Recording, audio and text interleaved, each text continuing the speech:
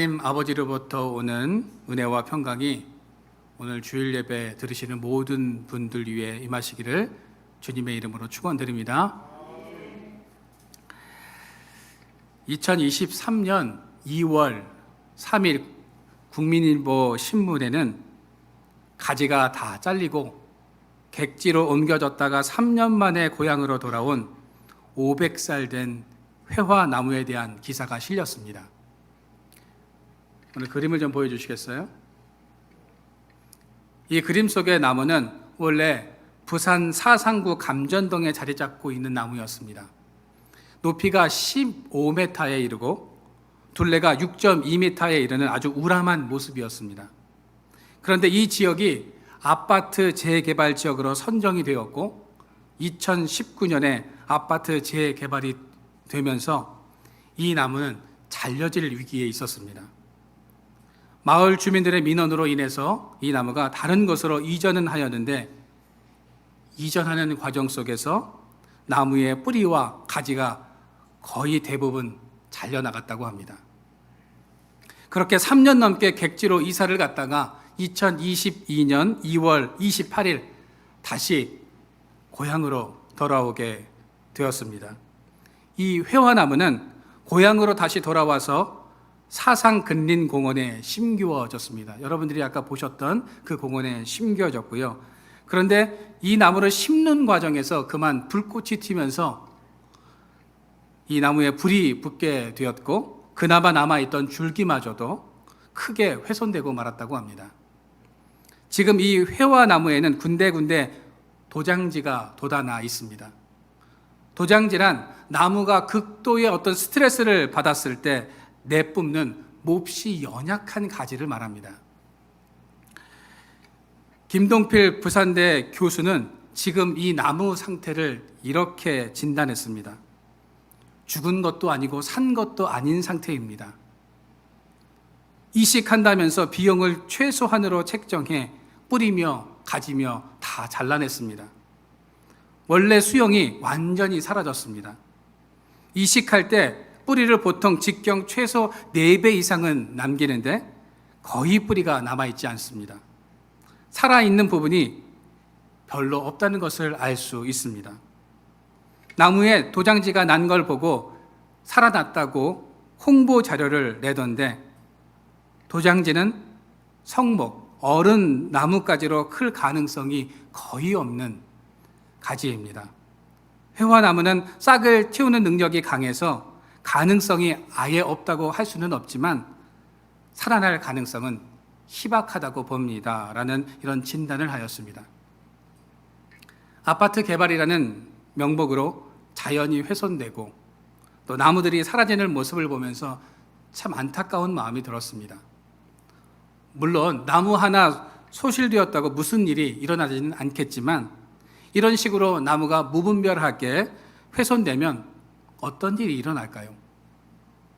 사막화가 일어나면서 미세먼지와 황사가 극심해진다는 겁니다. 기상청의 통계 자료에 따르면 우리나라로 불어오는 황사의 52%가 몽골의 고비 사막과 중국의 북동쪽 지역 사막에서 일어나는 모래바람 때문이라고 합니다. 이 모래바람은 점점 더 주변을 사막화하고 있다는 거죠. 엄청나게 빠른 속도로 주변을 사막으로 만들고 있다는 겁니다. 기상청에서는 앞으로 황사는 더 심해질 것이라는 예측을 내놓았습니다. 여러분, 황사의 문제는 어제 오늘만의 문제가 아니죠. 몽골의 고비 사막과 중국 북쪽의 사막 지역을 녹지화하기 위해서 몇 년 전부터 나무 심기를 하고 있지만 그 실효성이 미미합니다. 환경의 변화가 너무 극심해져서 나무가 살아남기가 힘들 뿐만 아니라 어렵게 심어놓은 나무를 잘라서 땔감으로 사용하는 사람들이 있기 때문이라고 합니다. 과연 이 나무 심기 프로젝트가 성공해서 사막이 확장되는 것을 막을 수 있을지 의문입니다. 그래서 많은 사람들이 이 프로젝트에 대해서 걱정을 합니다. 그렇다고 이 나무 심기 사업을 멈춰서는 안 될 것입니다. 이 운동이 멈춰버리면 사막화는 더 빠르게 진행될 것이고 황사가 더 극심해질 것이기 때문입니다. 결국 나무는 우리의 삶과 밀접한 관계를 가지고 있기에 우리가 책임감을 가지고 소중히 여길 수 있어야 한다는 겁니다. 여러분, 성경에도 나무와 관련된 이야기가 참 많이 나오죠. 로뎀나무 하면 누가 생각이 나십니까? 엘리야가 생각나지 않습니까? 엘리야가 아합과 이세벨을 피해서 도망가다가 로뎀나무 아래서 하나님, 이렇게 사는 것보다 차라리 저를 죽여주십시오 라고 하면서 하나님 앞에 이렇게 기도했던 내용들이 성경에 기록되어 있습니다. 뽕나무 하면 누가 생각이 나십니까? 옛날 성경에는 뽕나무라고 되어 있지만 원래 요즘 성경에는 돌무화과 나무라고 이렇게 되어 있습니다. 또 돌무화과 나무가 맞아요. 삭개오는 예수님을 보고자 하되 키가 작아서 예수님을 볼 수가 없었죠. 그래서 이 돌무화과 나무에 올라가서 예수님을 보려고 올라갔다가 예수님을 만나는 장면이 성경에 나옵니다. 오늘 여기 그 사진을 좀 보여주시겠어요?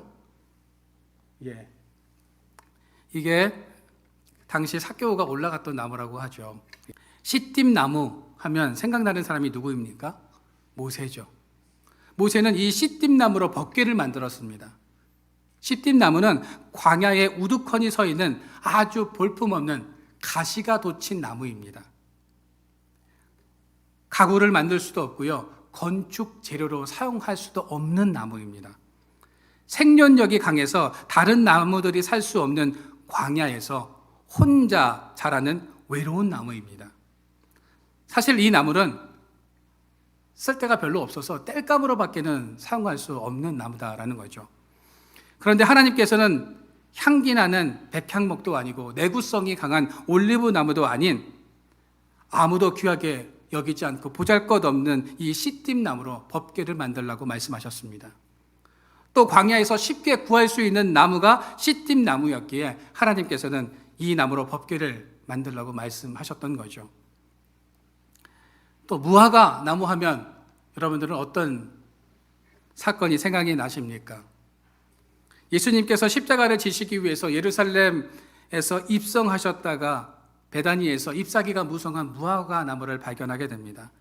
예수님께서 시장하셨죠. 그래서 그 무화과 나무에서 뭔가 열매를 찾아보려고 했는데 열매를 찾을 수가 없었습니다.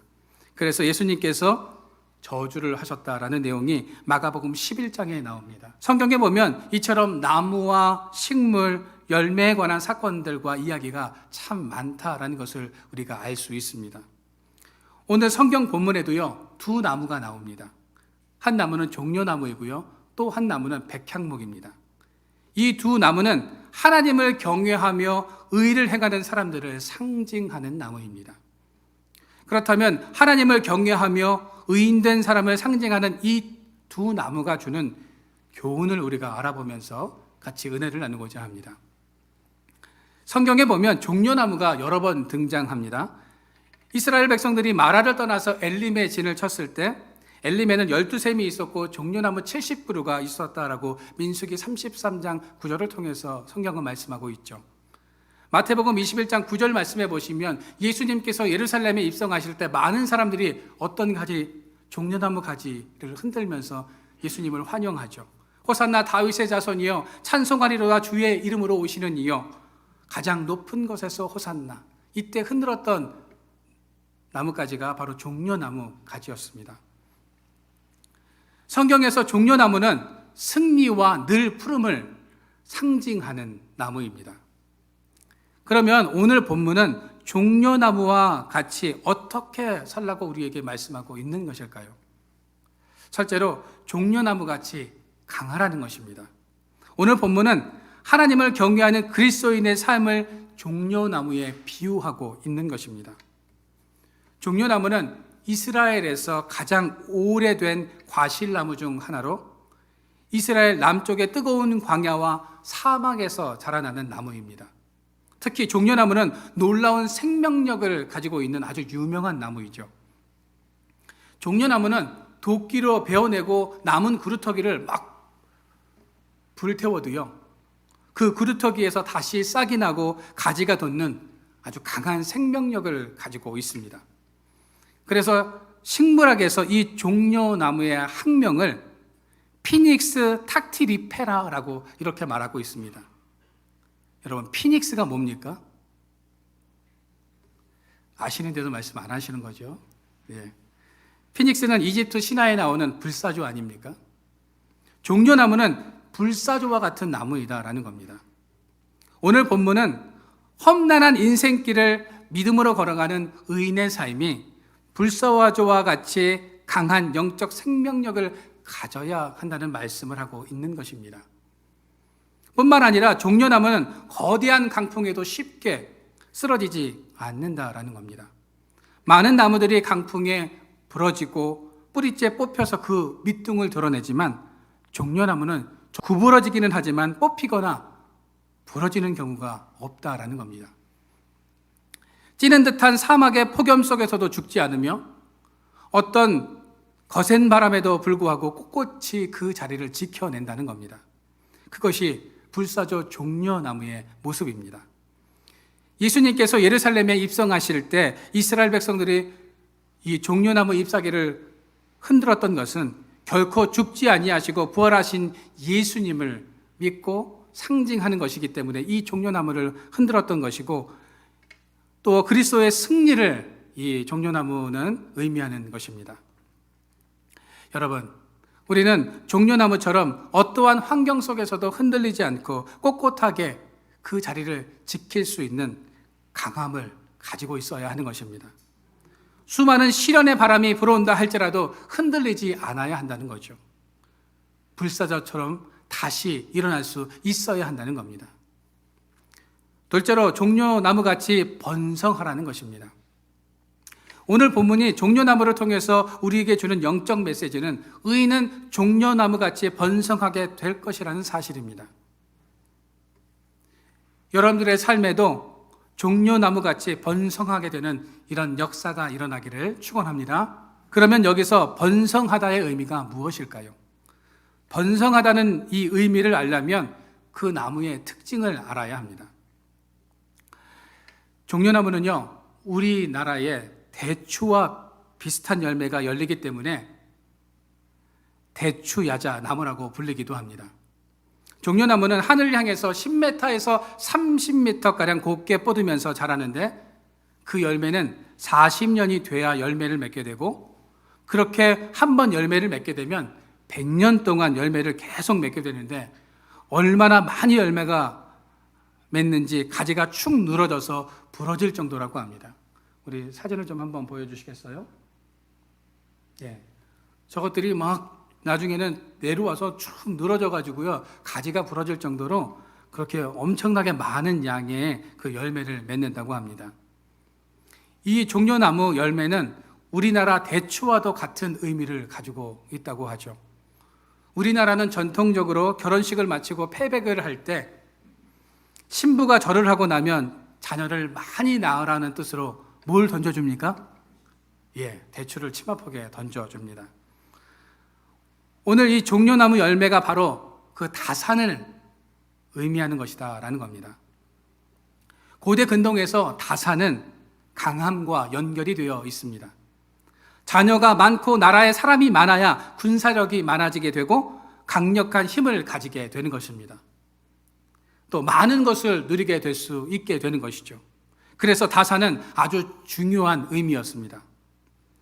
여러분, 그렇습니다. 여러분들도 이 종려나무처럼 어려운 삶의 순간 속에서도 믿음의 열매를 많이 맺어서 번성할 뿐만 아니라 시련 속에서도 하나님을 붙들고 흔들림 없는 삶을 살아가는, 그래서 하나님의 놀라운 축복을 받는 저와 여러분들의 삶이 되어지기를 축원합니다. 그렇다면 백향목같이 산다는 것은 어떤 삶을 의미하는 것일까요? 첫째로 백향목같이 굳세어지라는 것입니다. 종려나무가 남쪽의 메마른 사막에서 자라는 반면 백향목은 만년설로 뒤덮인 북쪽의 추운 레바논 산맥에서 자라나는 나무입니다. 예, 여러분들이 보고 계신 나무가 바로 그 백향목 나무인데요. 이 백향목 나무는 기록에 따르면 1000년 이상을 살 수 있으며 곤충과 병충해에도 아주 저항력이 강한 나무라고 합니다. 곧 백향목은 외부의 어떤 추위나 공격에도 능히 이겨낼 수 있는 강한 생명력을 가지고 있다는 거죠. 오늘 성경은 성도의 삶이 바로 이 백향목과 같이 어떤 사단의 공격에도 이겨낼 수 있는 강인함과 끈질긴 생명력을 가져야 한다고 말씀하고 있는 것입니다. 종려나무와 백향목은 그 어떤 어려움도 이겨내는 강인한 성도, 의로운 성도를 상징하는 나무들인 것입니다. 많은 사람들은 종종 하나님의 말씀에 순종하고 우리가 동행하는 삶을 살면 무조건 우리가 승승장구하고 세상적으로 성공할 것이라고 생각을 합니다. 그러나 성경은 하나님의 말씀대로 산다고 해서 우리의 삶에 어려움이 전혀 없을 것이라고 말씀하고 있지 않다는 겁니다. 분명한 것은 믿음의 사람들에게도 어려움이 찾아올 수 있고 낙심이 찾아올 수 있고 실패가 찾아올 수 있다는 거죠. 때때로 우리가 사망의 음침한 골짜기를 통과해야 할 때도 있습니다. 눈물의 골짜기, 슬픔의 깊은 구렁텅이를 지나가야 할 때도 있다는 거죠. 그러나 오늘날 많은 성도들은 풍성한 삶을 원할 뿐 눈물의 골짜기, 음침한 골짜기를 통과하는 것을 싫어한다는 겁니다. 어느 한 남자가 하나님 앞에 이렇게 간절히 기도했습니다. 하나님, 저도 스데반처럼 눈이 열려서 하나님의 나라를 볼 수 있게 해 주시옵소서. 베드로처럼 안진뱅이도 일으킬 수 있는 이런 기적을 행하게 하여 주시옵소서. 사도 바울처럼 독사에 물려도 괜찮은 그런 능력을, 그런 기적을 행하게 하여 주시옵소서. 하나님, 저의 이런 간절한 기도를 들으셔서 응답하여 주시옵소서라고 하나님 앞에 기도했습니다.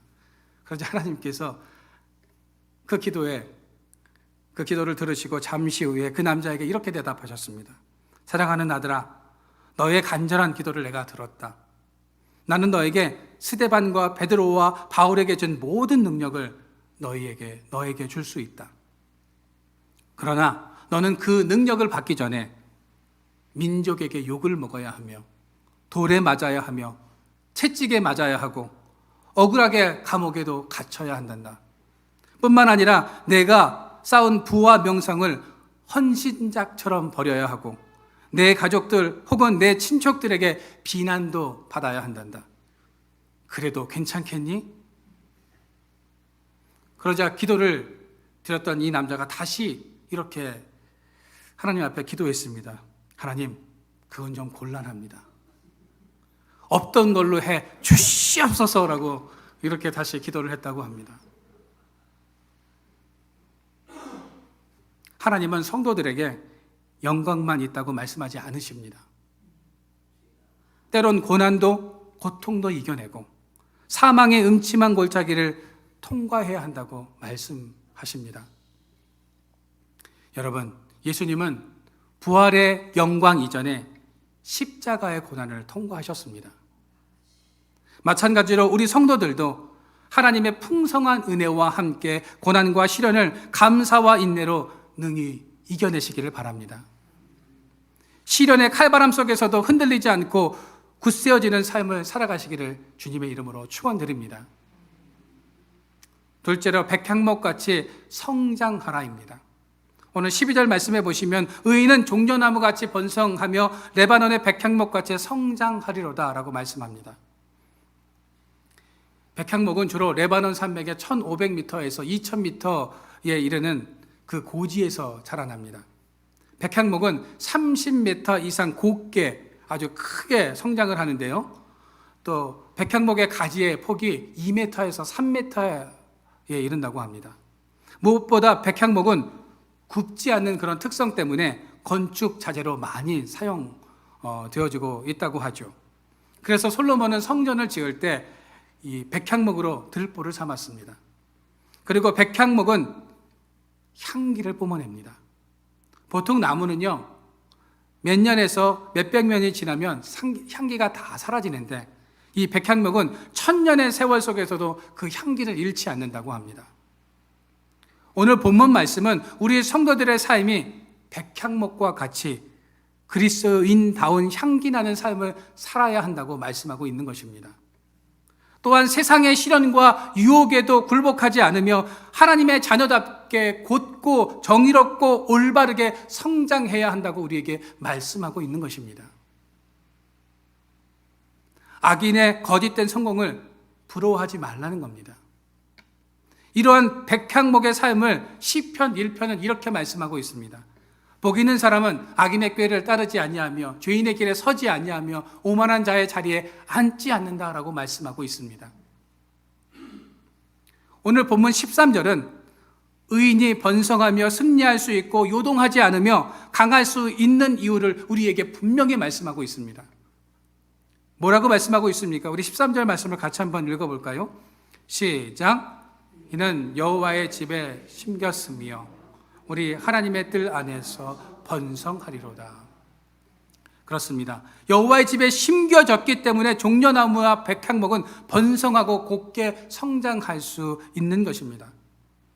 나무의 생명은 종종 그 자생력보다 그것이 심긴 장소에 더 크게 좌우됩니다. 예수님은 이를 씨 뿌리는 비유를 통해서 우리에게 잘 말씀해 주고 있습니다. 씨 뿌리는 비유에서 씨의 생명과 생존은 주로 어디에 뿌려졌는가에 좌우된다는 거죠. 어떤 씨는 길가에, 돌밭에, 가시밭 위에 떨어집니다. 그러나 그 씨들은 결국 새들이 와서 먹어버리고 말라 죽어버리고 제대로 성장하지 못하게 된다는 거죠. 반면에 좋은 땅에 떨어진 씨는 30배, 60배, 100배의 열매를 맺게 되는 것입니다. 씨와 같이 나무도 그것의 번성과 성장을 위해서 어디에 심겨졌는가가 하는 것이 결정적인 요인이 된다는 겁니다. 여러분, 의인이 종려나무와 같이 강하게 번성하고 백향목과 같이 곧게 성장하려면 여호와의 집에 심겨져야 한다는 거죠. 여기서 여호와의 집은 성전을 의미하기도 하지만 하나님의 품을 의미하기도 합니다. 우리 교회도, 우리의 가정도, 우리 자녀의 미래도 어디에 심겨졌는가에 따라서 우리의 인생이 달라지고 결정된다는 겁니다. 여러분, 우리의 가정과 나의 삶이 하나님의 품 안에 심겨지기를 바랍니다. 하나님의 품 안에 우리가 거할 때 우리가 향기나는 삶을 살아갈 수 있고 곧게 성장하며 번성하게 되는 것입니다. 어떠한 어려움도 이겨낼 수 있는 믿음을 소유하게 되는 것입니다. 종려나무와 백향목이 그토록 강하고 굳세게 살아남아 열매를 풍성히 맺는 이유 또 한 가지가 있다면 그것은 그 심겨진 곳에서 뿌리를 깊게 내리기 때문입니다. 우리 성도들도 세상의 유혹과 시련을 일으켜내기 위해서는 주 안에서 뿌리를 깊게 내려야 한다는 거죠. 종려나무의 키는 대략 10에서 30m까지 자란다고 아까 말씀을 드렸는데요. 그에 반해 뿌리는 대략 10배에 가까운 100에서 200m로 땅속 깊이 뿌리를 내리기 때문에 사막성 기후에도 잘 자라나며 어떠한 가뭄도 버티며 죽지 않고 생존한다는 것입니다. 백향목도 추운 산맥에서도 뿌리를 깊게 내리고 있기 때문에 생존할 수 있다는 거죠. 여러분, 우리 성도들도 주의 성전에서 믿음의 뿌리를 깊게 내리시기를 바랍니다. 믿음의 뿌리를 깊게 내리면 내릴수록 우리의 믿음은 더 번성하고 강하여지는 것입니다. 여러분, 말씀을 맺겠습니다. 성도의 삶, 믿음의 길은 만만치가 않습니다. 그리스도인으로서 믿음의 순례의 길을 걸어가다 보면 목마름과 척박한 순간을 만나게 될 때가 있습니다. 뜨거운 태양빛 아래서 사막의 길을 걸어야 할 때도 있고요. 신발도 없이 맨발로 차가운 눈길을 걸어야 할 때도 있습니다. 우리의 삶은 아무런 변화가 없는 듯하고 기도를 해도 하나님께서 응답해 주시지 않는 것 같고 사업을 해도 그 사업에 진전이 없으며 우리의 가슴 또한 낙심과 근심으로 무너져 내리는 듯한 순간을 우리가 만나게 될 때가 있다는 겁니다. 그때 우리는 어떻게 해야 합니까? 믿음의 뿌리를 더 깊게 내려야 한다는 겁니다. 필사적으로 하나님께 매어 달려야 한다는 거죠. 여러분, 예수님에게 접붙임 바 되어야 우리는 어떠한 환경 속에서도 그 생명을 유지할 수 있게 되는 것입니다. 여러분, 이제 바라기는 말씀과 기도 속에서 깊이 뿌리를 내리시기를 소망합니다. 하나님과 함께 동행하면서 의로운 삶을 살아가시기를 바랍니다.